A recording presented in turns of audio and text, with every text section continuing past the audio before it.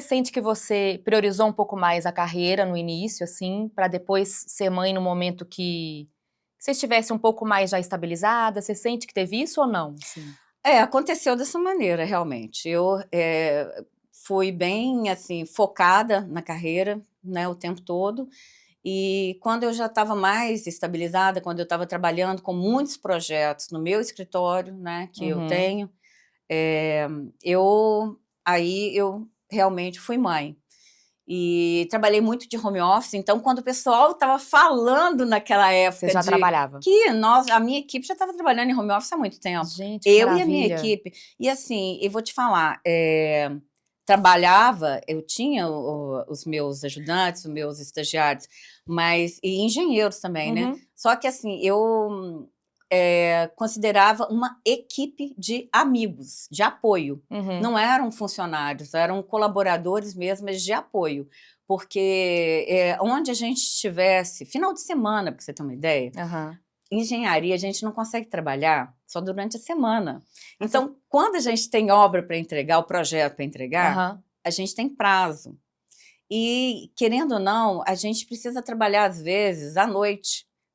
A gente tem que resolver essas questões de prazo, né? Então, eu ligava, cansei de ligar final de semana, à noite, para os meus colaboradores, né? Para uma engenheira que, assim, nossa, me apoiou demais durante todo o processo, que é a Adriane. E nós resolvíamos as coisas por telefone. A gente estava com a sintonia tão boa, quer dizer, o home office funciona. Ele funciona perfeitamente. Então, assim, a gente já tem internet que nos dá apoio, né? Então, o home office foi uma questão de, assim, ó, adaptação. É. E a pandemia nos obrigou, né? Mais uma vez, a ter essa adaptação. Mas eu já fazia o home office por causa da minha situação, né? Há muito tempo, né? Então, a gente já tinha aquilo, não tinha questão do local. Eu tinha um escritório, eu ia nas reuniões, eu precisava de alguma coisa, mas, gente, eu ia até lá. Mas, fora isso, a minha equipe trabalhava em casa, tá? E mandava o trabalho todo pela internet, eu conferia, revisava e a gente E funcionava liberava. bem, né? Funcionava É. super Eu bem, então sinto que tem prós e funciona. contras. Eu sou uma grande fã entusiasta do home office, eu Pois adoro, eu eu também. funciono muito bem, Funciona bem né? Eu demais. acho que tem pessoas que realmente preferem mesmo, né, trabalhar, poucas que preferem trabalhar, né, ir realmente presencialmente. Mas entre os prós e os contras, eu ainda acho que os prós, eles ganham, assim, Não, né? eles ganham. Eu acho assim, interessante do home office é muito mais ágil. Você tem uma agilidade muito maior, você tem um Exatamente. ganho de agilidade. Agora, é lógico, se você quiser levar a coisa no auê, não adianta. Home office ou presencial, você não vai trabalhar. Mas É. eu digo assim, para uma equipe que é bem estruturada, bem Sim, bem coesa, alinhada. bem alinhada, então assim, você ganha demais, porque eu acho que o futuro, independente da pandemia ou não, é home office, porque não tem jeito. O trânsito, você perde quanto tempo no Exatamente. trânsito? É. Você consegue alguma logística, ajustar eh, o trânsito, a mobilidade urbana? Não É. tem, eu não vejo. É. Porque você pode colocar aqui metrô, pode colocar, assim, ampliar as avenidas, mas o problema é que a gente tem que pensar que a cidade, ela é em movimento, ela cresce. Não, em Belo Horizonte tá assim. Pois é, porque antes funcionava, porque nós tínhamos poucos habitantes, mas agora quantos habitantes nós temos? Mais de 2 milhões É. É de muita habitantes gente. aqui em Belo Horizonte. Então, assim, não adianta. Como que a gente vai funcionar uma cidade, Sim. né? Isso tem a ver com cidades inteligentes também, né? Tem a ver com cidades É. inteligentes, pois é, que é o tema lá do MBA que eu fiz. Então, o que é a cidade inteligente? É uma cidade que ela é boa para que você more, para que eu more, Sim. boa para todo mundo morar. Então, uma cidade sustentável. O que você tem hoje que é mais importante, mais caro, no meu ponto de vista, tá? Lógico que cada um vai falar, tem a sua Vou percepção. responder aqui mentalmente se for a mesma. Mentalmente. É o tempo. Com certeza. É o tempo. Então, nós temos o mais precioso, é o tempo.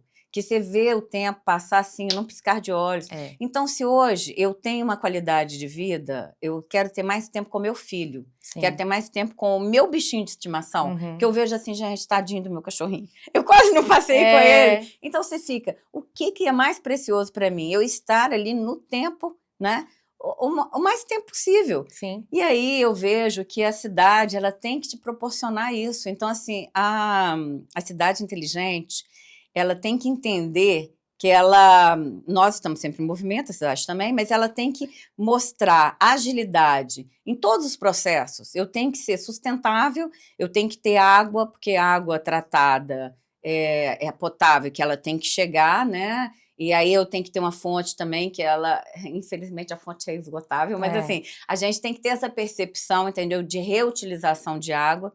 Isso aí também é do tema do meu trabalho, dos trabalhos que eu ganhei foi em Portugal, né, uma premiação, que ele foi publicado lá, e também aqui na SME, na Dom Helder Câmara, que ele ganhou também sobre a reutilização da água de esgoto mesmo. Né? Esse trabalho é interessante falar sobre isso. Eu fiquei curiosa. Pois é.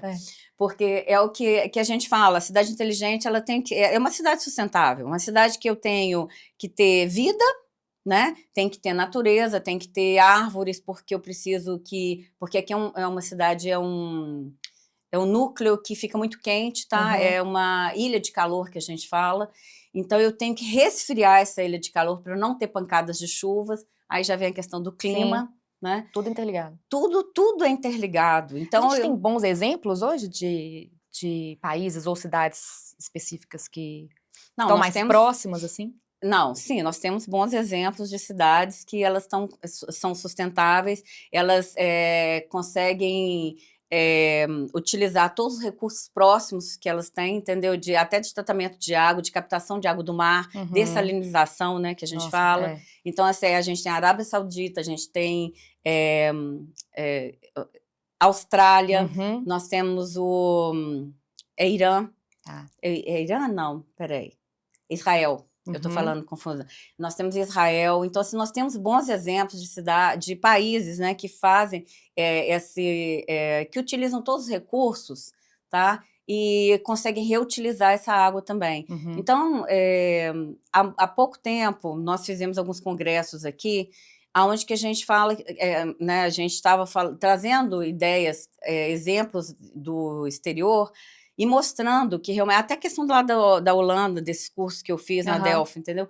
Falando que a gente não pode confinar a água, a gente tem que deixar o curso da água aberto para manutenção, porque aí eu vou pegar um exemplo que eu não sei se muita gente vai gostar, não, do Rio Arrudas, essa questão da manutenção, porque nós temos a parte ali do Boulevard, né? Sim. Que nós confinamos o rio ali. Então, nós fizemos uma galeria, tá?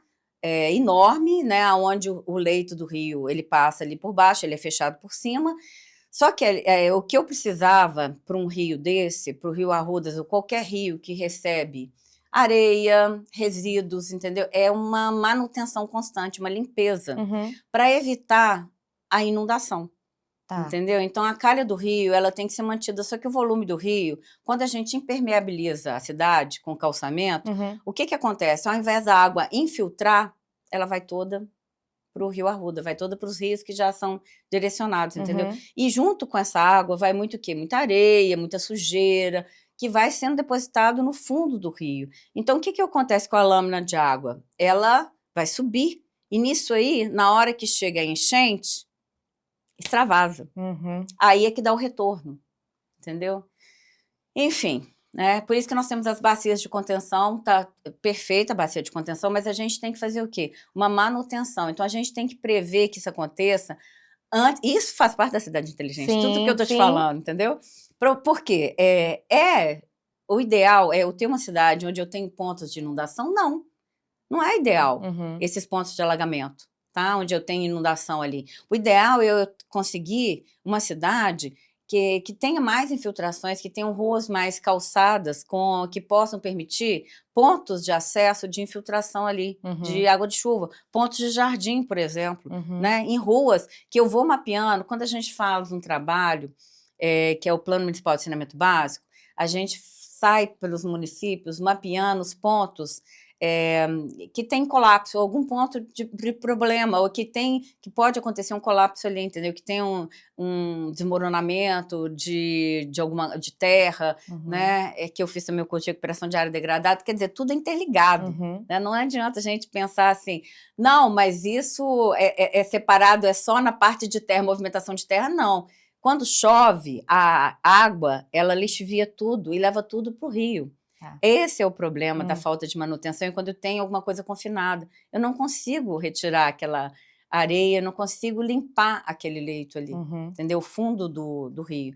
E isso vai fazendo que ele estreite, né? Que fique cada vez mais confinado aquele local. Então, por isso que esses, no caso desses países, eles estão retirando o cobrimento, aquela parte, Tá. abrindo para dar essa manutenção, para que isso consiga ficar, e até para oxigenar, porque o oxigênio ele vai fazendo o quê?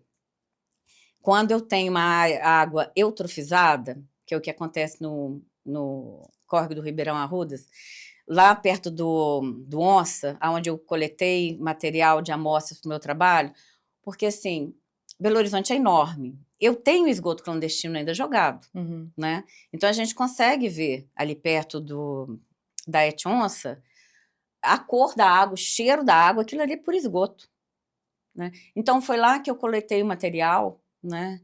Com a ajuda de outro engenheiro também que participou desse processo comigo, que é o Mário Inácio. Ele me ajudou a coletar esse material, então nós coletamos a amostra ali. Eu fiz o teste, entendeu, com ultrafiltração, com uma vela de ultrafiltração, que é igual essas velas de... Eu tinha um protótipo, tá? E a gente verificou que depois que passou pela essa vela, a água ficou sem material biológico, sem nada, ficou uma água própria para consumo, porém, claro, né? Dentro da portaria tem que passar por cloração, tem que passar por outros, receber outros produtos químicos.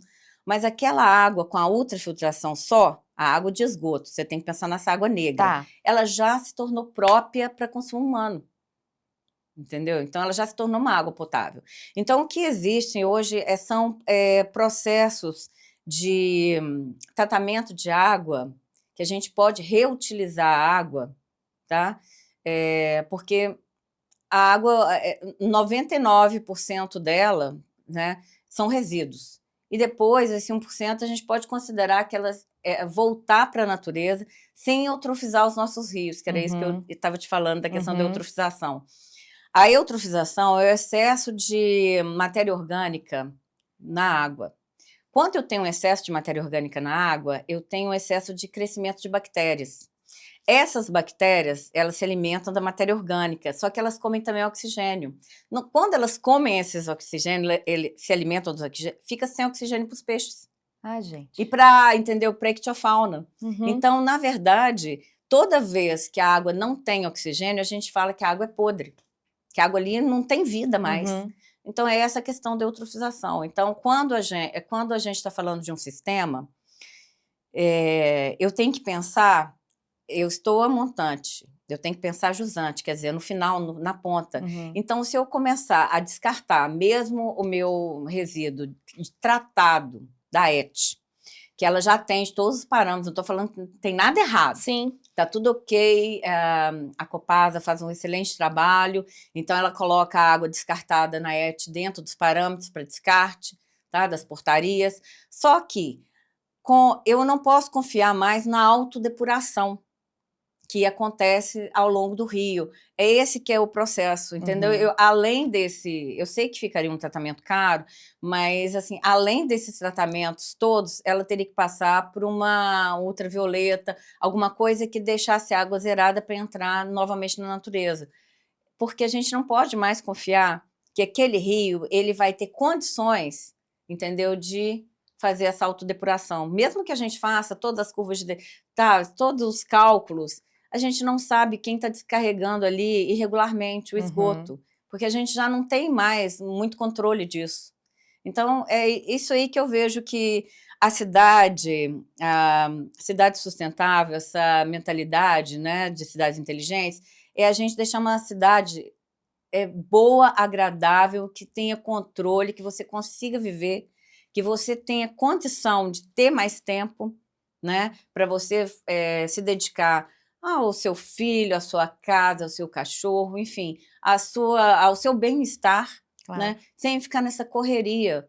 Então, a gente tem que repensar esses conceitos e ver, e eu acho que a gente, como mulher, a gente tem essa percepção, porque o nosso tempo eu vejo assim que eu faço milagre com o meu tempo, então a gente, cada pouquinho, minutinho que a gente tem a mais, a gente tem que valorizar, e é valorizado. É engraçado, porque eu sinto que a gente tem realmente, né, esse poder aí de fazer várias coisas ao mesmo tempo, Sim. e eu uso isso muito a meu favor, mas ao mesmo tempo, às vezes, eu não quero esse peso de conseguir fazer tudo ao mesmo tempo, sabe, Sim, assim? sim. Porque senão a gente acaba ficando muito sobrecarregada Não, também. concordo com você Né? plenamente, mas eu digo assim, que como é importante a gente ter mais tempo para a gente se Com dedicar certeza. a todos os Isso que você nossos falou, de projetos. repente, né, a maternidade, Sim. o pet, né, que você, de repente, não tá conseguindo ali passear com o pet. Ou realmente também, às vezes, ficar tranquilo, né, sem Ou precisar assistir ficar... uma série no Netflix. Exatamente. Então, assim, a gente, o que eu tô pontuando aqui é o seguinte, que a cidade inteligente, ela tem que ser uma cidade boa, é uma cidade confortável para todo mundo, tem que ser boa para se viver.